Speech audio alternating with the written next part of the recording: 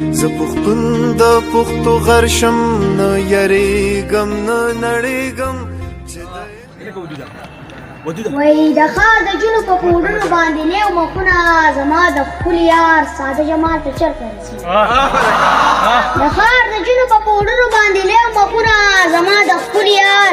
ساده جمال ته چرته رسي چرته د رب کاریګري چرته د خلقو هنر د کائناتو د خالق کمال ته چرته رسي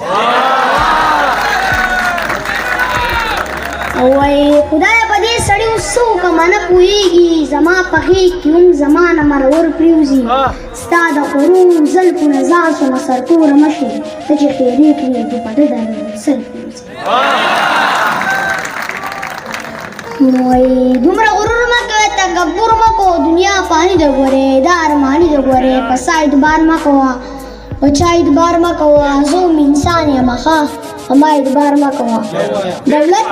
طاقت مه ګڼه دا حقیقت مه ګڼه زما خبرې ګورې منافقت مه ګڼه زه ښه رښتیا وایم غلا ته بغلا وایم که نه اوري مه یې اوره زه خو به دا وایم شړل بړل سړی یم زړیر بدل سړی یم ښه سپینې سپینې وایم ښه سم پاګل سړی یم ای زوروري چپ شم د مرګ د یرې چپ شم خلک ویلو کما نه یم سندرې چپ شم زړه مې نری نری خوږېږي او ورېږي باران بس یو سړی راته یادېږي او ورېږي باران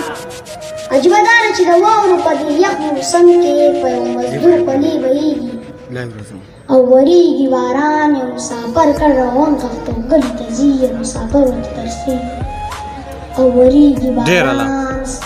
سترګې سرې دي بنګ دي سکلي ګډې وډې وایي منیر په لاره زنګېږي سترګې سرې دي بنګ دي سکلي ګډې وډې وایي منیر په لاره زنګېږي او ورېږي باران د پیالو کړنګ د رباب ټنګ او د یاران محفل نن به موسم نیولې کېږي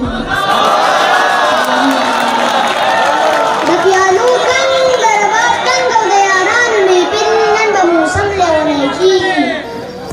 او ورېږي باران څه شعرونه راته نور ویم چې د روژې مسلمانانو د جمعې مسلمانانو په قلبونو دې توبه وي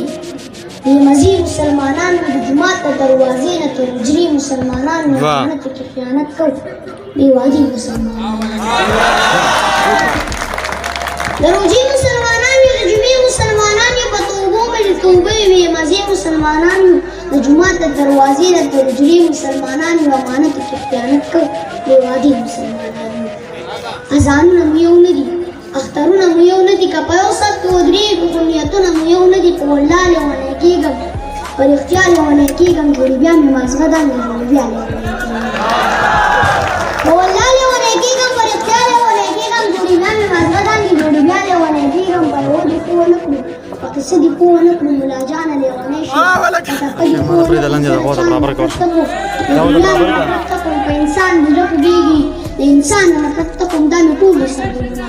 د مولا نه نفرت ته کوم خو بس تا کیسه رالی وکړئ عقیده رالی وکړئ که قرار رسول کېږئ کلمه رالی وایي د یو انسان ماغزه بیخي خراب دي د منیر جان ماغزه بیخي خراب دي دی پښتانه د دوزخونو یارۍ د ملا جان ماغزه بیخي خراب دي دی پښتانه د دوزخونو یارۍ د ملا جان ماغزه بیخي خراب دي مونږ وږي یو خو ژرندې نه څټو ښه مونږ وږي یو خو ژرندې نه څټو ښه زه ستا د خان ماغزه بیخي خراب دي مونږ وږي یو خو ژرندې نه څټو ښه زه ستا د خان ماغزه بیخي خراب دي ته په ایمان د ځان څخه وروکه ستا په ایمان ماغزه بیخي خراب دي بولو